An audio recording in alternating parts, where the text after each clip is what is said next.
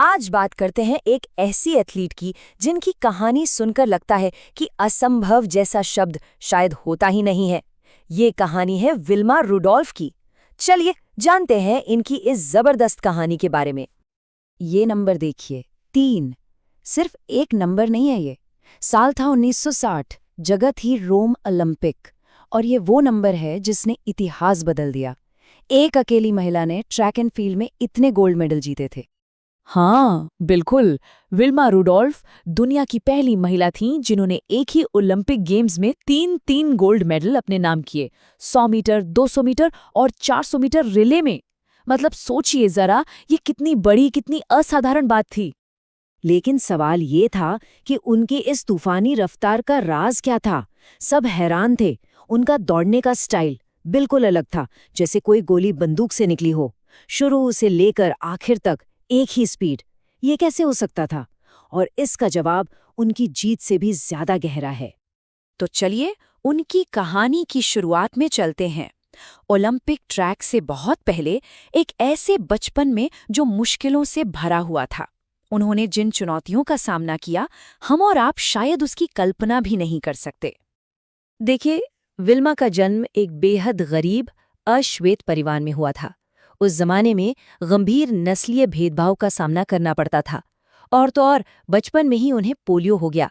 हालत इतनी खराब थी कि डॉक्टरों ने तो साफ साफ कह दिया था कि ये लड़की अब कभी अपने पैरों पर चल नहीं पाएगी। लेकिन डॉक्टरों की बात को आखिरी सच मानकर बैठने वालों में से वो नहीं थे।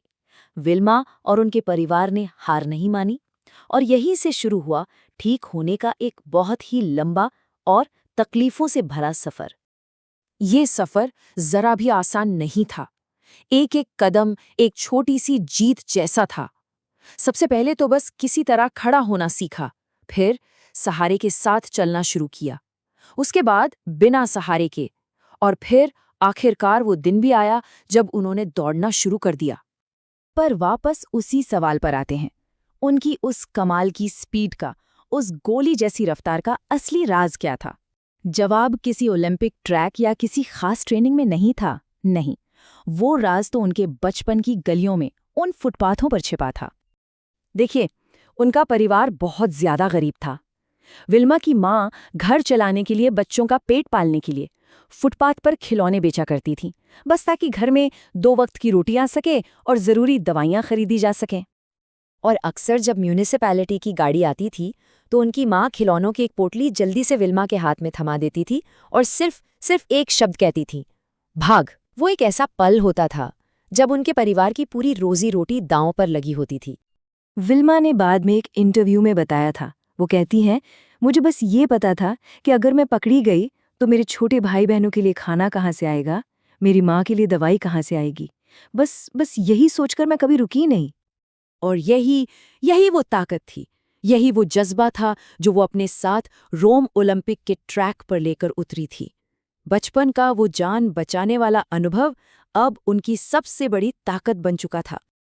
तो समझिए, 2 दौड़ें थीं। एक सड़क की दौड़ जिसका मकसद था परिवार का पेट पालना, और दूसरी थी ओलंपिक की दौड़, जहां उनके अंदर एहसास वही था। सड़क पर मानसिकता थी कि पकड़ी नहीं जानी है, तो ट्रैक पर मानसिकता थी कि अब हारा नहीं जा सकता। विल्मा ने अपनी इस रफ्तार के पीछे की वजह को सिर्फ एक शब्द में समझाया, एहसास। ये कोई मामूली भावना नहीं है, ये अपने मकसद, अपनी जिम्मेदारी का एक बहुत ही गहरा बोध है। ये वो एहसास है कि जब आपकी मेहनत पर किसी और का भविष्य टिका हो।